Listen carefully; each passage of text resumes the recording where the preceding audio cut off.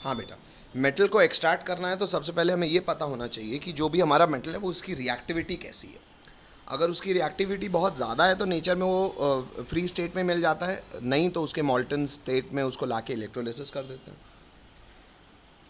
दूसरा, उन मेटल्स की बात हो रही है वो मेटल जिनकी रिएक्टिविटी मीडियम है। उनके नेचर में या तो कार्बोनेट और मिलते हैं या सल्फाइड और मिलते हैं। पहले हम चाहते हैं कि ओर को हम ऑक्साइड और बना लें। ऑक्साइड और बनाने के लिए सल्फाइड और को हमें ऑक्सीजन के प्रेजेंस में गर्म करना पड़ता है, और कार्बोनेट को हम सीधा एब्सेंस ऑफ या लिमिटेड सप्लाई ऑफ एयर में भी हीट कर सकते हैं। इसे कैल्सिनेशन कहते हैं, जब हम लिमिटेड एयर में हीट करते हैं और खूब सारी एयर में जब हीट करते हैं, that is called roasting. Ultimately हमको ऑक्साइड मिल जाता है उस मेटल का। उस ऑक्साइड ऑफ मेटल के साथ हम कोई भी रिड्यूसिंग एजेंट का इस्तेमाल कर लें, जैसे कि कार्बन, या कई बार कोई उससे ज़्यादा रिएक्टिव मेटल, उससे मेटल एक्सट्रैक्ट हो जाता है और फिर उसको प्योरीफाई कर लो। और लास्ट में आता है लो रिएक्टिविटी। लो रिएक्टिविटी के मेटल जनरली सल्फाइड के फॉर्म में ही मिलते हैं, तो उनकी हम रोस्टिंग कर देते हैं। शायद हमने लास्ट क्लास में देखा है कि जब मेटल की रिएक्टिविटी लो होती है, हम उसी में शायद पढ़ रहे थे, तो लो रिएक्टिविटी मेटल्स के लिए हमको जनरली रोस्टिंग के दौरान ही उनका एक्सट्रैक्शन भी हो जाता है। कैसे? शायद हमने देखा है लो रिएक्टिविटी में मरकरी का केस देखा था, उसको रोस्टिंग के लिए हीट किया, बस हीट को कंटिन्यू करते रहो, वैसे ही मरकरी ऑक्साइड से ऑक्सीजन उड़ जाएगी हीट करने से।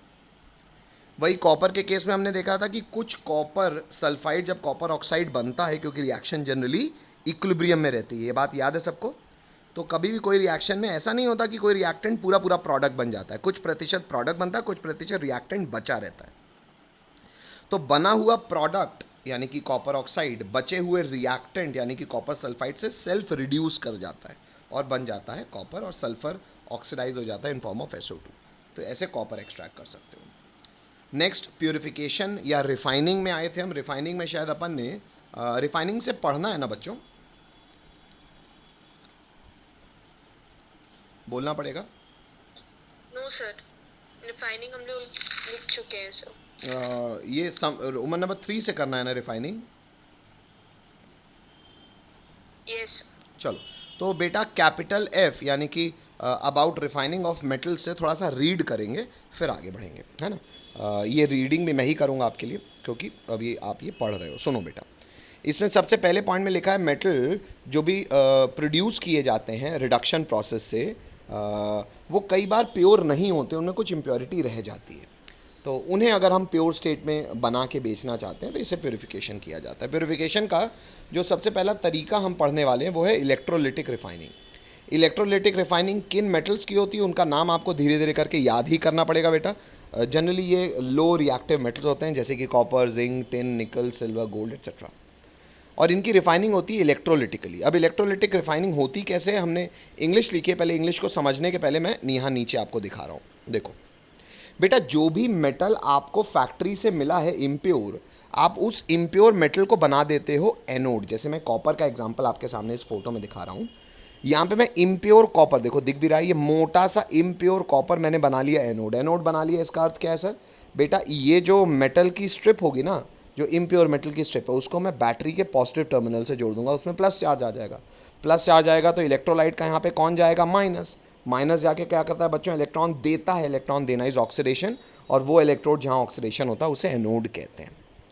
और यहाँ पे मैं बाजार से अलग से खरीदूंगा क्या? Pure metal. लेकिन प्योर मेटल मैं बहुत पतला सा इस्तेमाल कर सकता हूँ। क्यों? क्योंकि अरे यार यही तो मेटल एक्सट्रैक्ट करना है सर, तो कैसे होगा आगे काम बता रहा हूँ। पर इम्प्योर मेटल मोटा सा मैंने एनोड बनाया, और प्योर मेटल अलग से बाजार से खरीद आया, थिन कॉपर, जो कि प्योर है लेकिन इसमें कोई इम्प्योरिटी नहीं, उसको बना लिया मैंने कैथोड। बिजली पास करने के लिए मुझे एक मेटल की आवश्यकता थी, तो यहाँ मेरे पास दो मेटल हो गए, एक इम्प्योर है एक प्योर है, ठीक है। और मैंने नीचे यानी कि इलेक्ट्रोलाइट के रूप में मैंने इसी मेटल का सॉल्ट सोल्यूशन का इस्तेमाल कर लिया है। यही मेटल का सॉल्ट सोल्यूशन, इसलिए मैंने यहाँ पे कॉपर +2 आयंस दिखा रहा हूँ मैं आपको फोटो में। अब सर अगर बिजली पास करोगे तो होगा क्या बेटा? यहाँ पे तो मेटल में तो कंडक्टर्स कौन होते हैं? इलेक्ट्रॉन। और पानी में कंडक्टर कौन होते हैं? आयन। इतनी बात आप जानते हो, बोलना पड़ेगा सबको। Yes sir. अच्छा, तो बेटा कैथोड, एट कैथोड, अभी ये सब एनोड मत देखो, अभी मैं समझा रहा हूँ। पहले सुन लो इसको।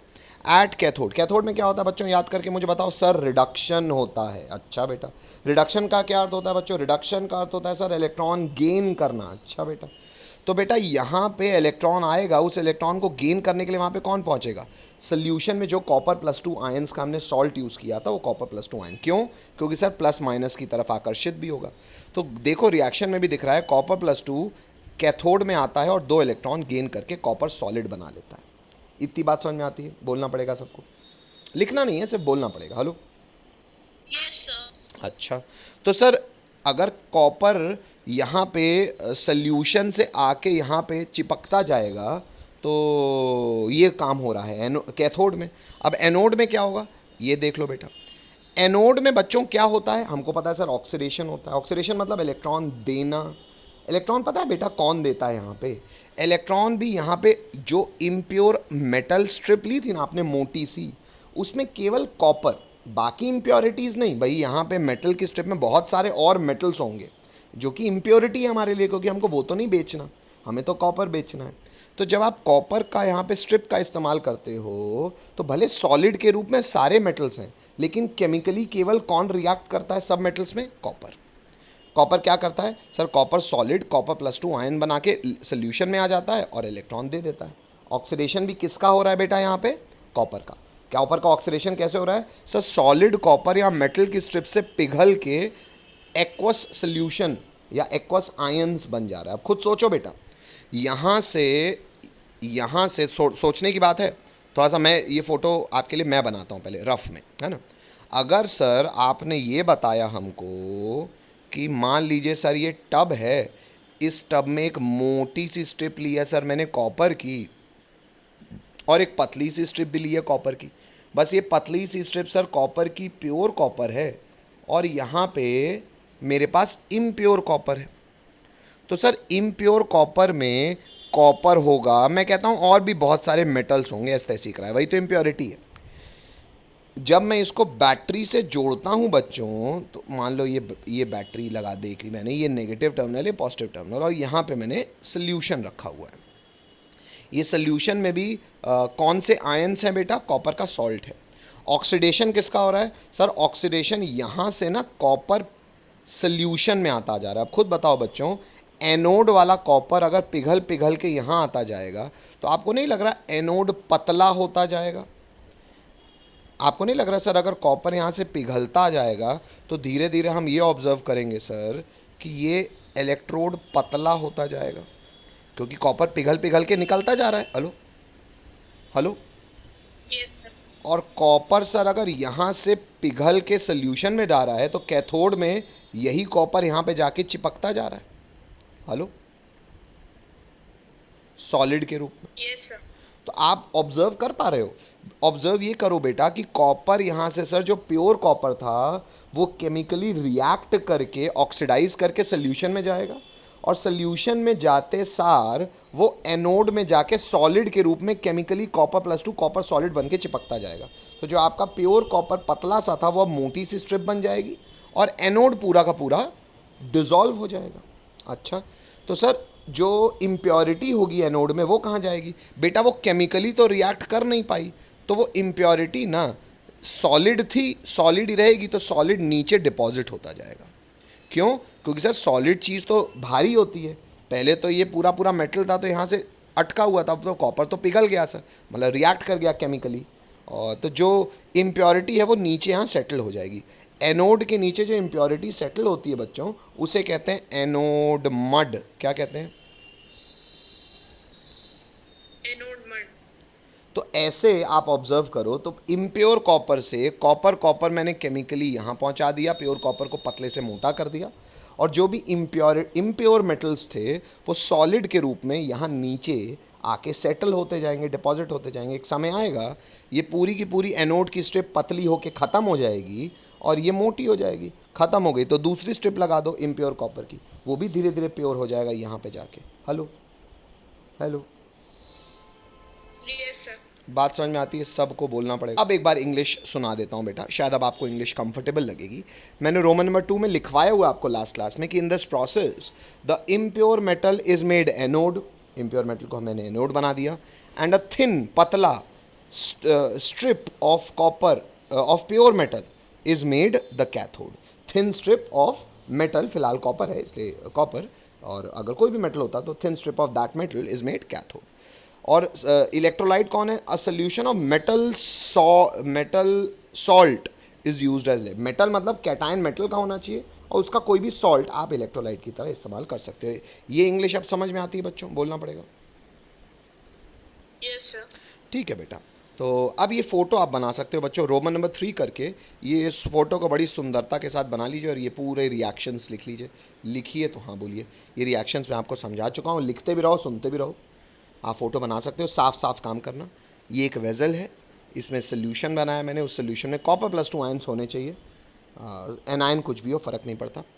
एनोड मैंने इम्प्योर कॉपर लिया है, कैथोड मैंने थिन कॉपर लिया जो कि प्योर है. एनोड प्लस है, कैथोड माइनस है, क्योंकि बैटरी ऐसे लगी है.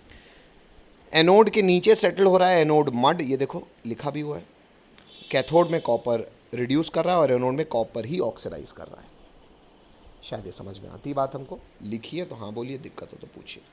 लिखेंगे electrolytic refining of copper. Underline कर लीजिएगा, क्योंकि हम यहाँ पे पहले मैंने इन जनरल मेटल्स की बात की थी, अब मैं फिलहाल कॉपर की बात कर रहा हूँ. तो electrolytic refining of copper English लिखेंगे. The electrolytic is a solution. नहीं, इलेक्ट्रोलिटिक नहीं होना चाहिए बेटा, द इलेक्ट्रोलाइट होना चाहिए. The electrolyte, LYTE. The electrolyte is a solution of acidified copper sulphate. अब आपको मैं प्रिसाइज जानकारी भी दे रहा हूँ कि जनरली फैक्ट्री में जब कॉपर का काम होता है, इलेक्ट्रोलिटिक रिफाइनिंग होती है, तो कॉपर का कौन सा सॉल्ट यूज़ करते हैं? एसिडिक मीडियम में copper sulphate. Full stop. The anode is impure copper, whereas the cathode is a strip of pure copper. Strip मतलब पतला डंडा. On passing electric current pure copper is deposited on the anode. ये बात बता दी कि भैया electrolysis, बिजली पास करने के बाद जब हम केमिकल चेंज देखते हैं तो कॉपर जो है वो कैथोड के साइड में डिपॉजिट होता जाता है, और जो पतला कैथोड था वो मोटा हो जाता है, और जो मोटा एनोड था वो घुल घुल के केमिकली रिएक्शन हो रहा है. हालांकि ये भले घुल रहा है, लेकिन घुल क्यों रहा है? इलेक्ट्रॉन देने के कारण. तो ये घुलना फिलहाल एक फिजिकल चेंज नहीं है, वो एक केमिकल चेंज है. शायद समझ में आता है आपको. नेक्स्ट बेटा, रोमन नंबर 4 लिखेंगे बच्चों. अब इम्प्योरिटी के बारे में इंग्लिश लिख देते हैं, जो हमने बोला है उसको लिख भी लेते हैं. लिखेंगे the soluble impurities go into solution. भाई इम्प्योर एनोड में जो जो इम्प्योरिटी ऐसी होगी जो पानी में घुल रही होगी, वो तो घुल जाएगी, ठीक है, सोल्यूशन में ही रहेगी. Whereas the insoluble impurity settle down at the bottom of anode are known as anode mud. और सबसे बड़ी जानकारी सुन लो बेटा, एनोड मड है क्या? उसको मड मतलब मिट्टी मत मानना. इंग्लिश में लिखेंगे नेक्स्ट लाइन से. Anode mud contain antimony. SB symbol होता है बेटा एंटीमनी का, इसलिए ब्रैकेट में बच्चे ने SB लिखा हुआ है, capital S small b. SB antimony होता है. Next is selenium, SELENIUM, selenium. Next is silver, gold and platinum. मेरी बात समझ रहे हो बेटा? जो एक्चुअली आप जो प्रोसेस्ड सोना होता है, जो प्रोसेस्ड ज्वेलरी होती है ना, अमेरिकन मतलब क्या भी आजकल वो लोग एग्जीबिशन भी लगाते हैं, बड़े डिज़ाइनर सेट बना के, वो एक्चुअली एनोड मड का इस्तेमाल करते. तो ये कोई बहुत इम्प्योरिटी मत मानो, बहुत महंगा बिकता है एनोड मड. तो एनोड मड में होता कौन कौन से मेटल्स हैं, इम्प्योरिटी क्या क्या ये है. तो एक्चुअली लोग कॉपर का प्योरिफिकेशन पता है करते भी क्यों है? ऐसा नहीं है, कॉपर जो इम्प्योर कॉपर होता है बहुत ज़्यादा इम्प्योर नहीं होता, लगभग 97-96% की प्योरिटी होती है. फिर भी पता है क्यों करते हैं? ऐसा नहीं कि 3-4% से बहुत फ़ायदा हो जाएगा, पर हाँ 3-4% कॉपर को प्योर करने से ज़्यादा फ़ायदा है इस एनोड मड को एक्सट्रैक्ट करके बेचना. इसलिए लोग ये एक्सट्रैक्शन के प्रोसेस में प्योरिफिकेशन करना और पसंद करते हैं. इतना लिखो, कुछ एक्स्ट्रा जानकारी है. नोट 1 डालेंगे बच्चों. मेटलर्जी मतलब रिफाइनिंग वाली, फिलहाल इलेक्ट्रोलिटिक रिफाइनिंग वाली बात समाप्त होती है. मैं कुछ एक्स्ट्रा नोट लिखवा रहा हूँ. नोट 1 लिखेंगे, आपको बोर्ड्स में भी काम आएंगे. नोट 1 में लिखेंगे बच्चों, pure gold as 24 carat gold is very soft, full stop. It is therefore not suitable for making jewellery. Next line से लिखेंगे, it is alloyed with either silver और copper to make it hard and workable. Next line से लिखेंगे, 22 carat gold means 22 parts of pure gold is alloyed with 2 parts of either copper और silver. ये मैं आपको बता भी चुका हूँ, लिख भी लो, हिंदी में सुन भी लो। मैं आपको ये बोल चुका था कि 24 कैरेट गोल्ड प्योर गोल्ड होता है, जिसके केवल सिक्के मिलते हैं, बिस्किट्स मिलते हैं, आप खरीदो और रख लो। जिस दिन भी आपको उस सोने से ज्वेलरी बनवानी होगी, वो 24 कैरेट की नहीं बन सकती, क्योंकि अगर आप ज्वेलरी बनवाना चाह रहे हो तो आप चाह रहे हो लोहे कॉपर पे कुछ काम किया जाए, उसको कुछ ढांचा शेप दिया जाए, वर्केबल नहीं होता बेटा प्योर कॉपर। तो जनरली आदमी जब ज्वेलरी बनवाता है तो 22 कैरेट, 18 कैरेट, अगर बहुत ज़्यादा डिज़ाइन कराओगे तो 22 कैरेट का भी नहीं बन पाएगा, उसमें इम्प्योरिटी। तो 22 कैरेट का अर्थ क्या होता है कि जितना भी वज़न आप बनाना चाह रहे हो, उस वज़न को अगर 24 से डिवाइड कर दोगे तो हर कैरेट का वज़न उतना ग्राम हो जाएगा। तो 22 ग्राम तो आप सोना यूज़ करो, मतलब 22 पार्ट, 22 ग्राम नहीं, 22 पार्ट, जितना भी वज़न का आपको सोना बनाना है उसके 22 हिस्से तो आप सोने के यूज़ करो, लेकिन 2 हिस्से इम्प्योरिटी यूज़ करो, तभी वो सोने के साथ आप काम करके उसको कोई डिज़ाइन या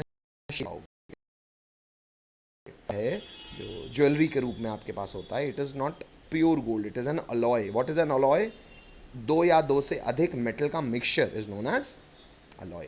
तो फिलहाल गोल्ड में हमने कॉपर या सिल्वर का, हालांकि सच्चाई ये है कि कई लोग और भी तांबा वांबे का भी इस्तेमाल करते हैं, तो करते हैं तभी सोना वर्केबल होता है, वरना नहीं होता। तो इसलिए सोनार इतना कमाते हैं भाई। एक तो बेचेंगे तो सोने के भाव में बेचेंगे, लेकिन अगर अब 22 कैरेट है तो 2 कैरेट का तो आपको पैसा फ्री मिल गया, ऊपर से मेकिंग चार्ज भी लेते हैं। हेलो हेलो, नेक्स्ट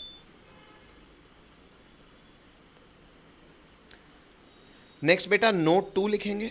नोट 2 में जानकारी हासिल करेंगे। नोट 2 में लिखेंगे if one of the metal is mercury then alloy is known as amalgam. पहले हिंदी सुन लो, इंग्लिश लिखते भी रहो। यहाँ पे मैं ये कह रहा हूँ बेटा, अलॉयज़ के बारे में भी बात चालू हो गई फिलहाल नोट 1 से, कि अलॉय मतलब मेटल, ये दो या मेटल। मरकरी भी एक मेटल है, हमें पता है, ठीक है। तो मरकरी का अगर अलॉय के साथ बनाते हैं ना, तो उसे जनरल नाम होता है उसका amalgam.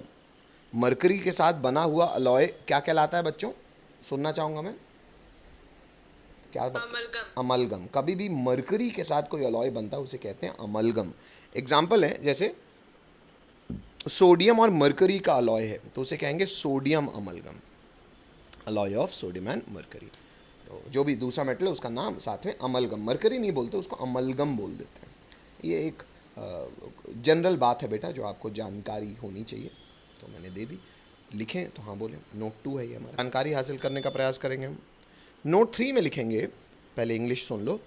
The electrical conductivity and melting point of N alloy is less than that of pure metals. अब ये बहुत अच्छी जानकारी है बेटा, फैक्चुअल बात है, एक्सपेरिमेंटल ट्रुथ है, नेचर की एक सच्चाई है जो आपको पता होनी चाहिए। सच्चाई ये है कि बिजली की कंडक्टिविटी मतलब बिजली को कंडक्ट करने की क्षमता और पिघलने का टेम्परेचर, मेल्टिंग पॉइंट, किसी भी अलॉय का कम होता है उसके प्योर मेटल के कंपैरिजन में, हमेशा याद रखिएगा। जैसे एग्जांपल है ब्रास। ब्रास क्या होता है सर? ब्रैकेट में कॉमा करके लिखेंगे, N alloy of copper and zinc. Copper और जिंक का एक अलॉय होता है। ब्रॉन्ज क्या होता है? अलॉय होता है कॉपर और टिन का। And it is not a good conductor. भाई ये गुड कंडक्टर नहीं है कायदे से। कॉपर और टिन ये गुड कंडक्टर है, कॉपर और जिंक ये भी गुड कंडक्टर है, लेकिन इनका अलॉय, भाई इंडिविजुअल मेटल्स कंडक्टर हैं लेकिन इनका अलॉय गुड कंडक्टर नहीं है of electricity, whereas copper is use for making electrical. वही बता रहा है कि बल्कि कॉपर यानी कि उसके मेटल का इस्तेमाल तो हम बिजली की तार बनाने में करते हैं, लेकिन उसका अलॉय कंडक्टर नहीं है। तो ये एक जानकारी होगी बेटा, होनी चाहिए आपको, कि अलॉय जो होते हैं उनका कंडक्टिविटी, इलेक्ट्रिकल कंडक्टिविटी और मेल्टिंग पॉइंट अपने पेरेंट मेटल से पर्याप्त कम होता है। लिखो तो हाँ बोलो। हाँ, तो मैं बाय द वे जानकारी देते देते आपको कुछ अलॉयज़ के भी एग्जांपल बता दिया हूँ। ब्रास अलॉय है कॉपर और जिंक का। ब्रॉन्ज किसका अलॉय है? Copper and tin. ठीक है, ये जानकारी बेटा होनी चाहिए। लिखो तो हाँ बोलो, दिक्कत हो तो पूछो। एग्जाम्पल और है, एक एग्जाम्पल और लिखेंगे बच्चों, लिखेंगे solder, SOLDER, solder, an alloy of lead and tin. Lead का सिंबल होता है बच्चों PB और टिन का सिंबल होता है SN, तो उसी ऑर्डर में लिखेगा lead and tin, PB and SN bracket में। इसकी प्रॉपर्टी भी बता रहा हूँ अपार्ट फ्रॉम ये एक अलॉय की भी जानकारी दी मैंने लेड और टिन का जो सोल्डर कहलाता है। इसकी property has a low melting point and is used for welding electrical wires together. अब पहले लिखते भी रहो सुनते भी रहो मेरी बात। अगर आपने कभी भी बेटा मदर बोर्ड बनवाया होगा, मदर बोर्ड मतलब कभी भी कोई अपने इलेक्ट्रिकल डिवाइस का आप वो ग्रीन कलर का एक वो होता है एक लंबा बड़ी बड़ी सी, अगर कोई बड़ा डिवाइस होगा तो, या मोबाइल में भी आपने देखा होगा छोटे छोटे, या वीडियो गेम जो होते थे अगर पुराने, उसको आपने देखा हो तो ग्रीन कलर का बेटा एक वो होता है बोर्ड। उसमें ना बहुत सारा सर्किट्स बने रहते हैं, बहुत सारे कनेक्शंस रहते हैं, छोटे छोटे छोटे छोटे बहुत सारे। और वो जो कनेक्शंस रहते हैं ना बेटा, वो एक दूसरे से जो जुड़े रहते हैं ना, ये वायर्स सेमी कंडक्टर्स होती हैं। ये सेमी कंडक्टर्स की वायर्स कभी कभी शॉर्ट हो जाती हैं, कभी कभी कुछ ख़राब हो जाता है तो वहाँ का आईसी हटा के दूसरा आईसी लगाया जाता है। तो वहाँ का हटा के दूसरा लगाओगे तो कनेक्शन तो करना पड़ेगा उसका, सर्किट से पहले तोड़ के फिर करना पड़ेगा। तो ये जो कनेक्शन करना होता है ना, एक मशीन आती है बड़ी सी, उसमें एक एक एक एक एक डब्बे में उसको पहले मशीन को उस ऐसे पेन टाइप की मशीन होती है, बड़े सा पेन, उसको डिप करते हैं और फिर उसमें लगाते हैं तो धुआं निकलता है। एक्चुअली बेटा वो सोल्डरिंग मशीन होती है। ये जो छोटे छोटे पैनल्स होते हैं, इलेक्ट्रिकल डिवाइसेस के जो पैनल होते हैं, मदरबोर्ड्स जिनके होते हैं, उनका जो इलेक्ट्रिकल कनेक्शन होता है वो सेमीकंडक्टर्स का होता है। उसको तोड़ के जब आप दूसरा कनेक्शन वहाँ पे करना चाहोगे तो आपस में कनेक्शन ये सोल्डरिंग मशीन से होगा। वो सोल्डरिंग मशीन जिस जिस वेजल में डिप की जाती है वो एक्चुअली सोल्डर होता है, एक ऐसा अलॉय लेड और टिन का जो कि सेमीकंडक्टर्स को जोड़ता है आपस में। और क्योंकि इसका मेल्टिंग पॉइंट बहुत कम होता है तो ये नॉर्मली थोड़ी सी वो जो सोल्डरिंग मशीन से हल्का सा हीटिंग से ही वो पिघल जाता, पिघल के जहाँ भी लगाना हो लग जाता और फटाफट फटाफट सॉलिडिफाई हो जाता है। हेलो, देखा है कभी किसी ने सोल्डरिंग करते हुए किसी को ऐसा?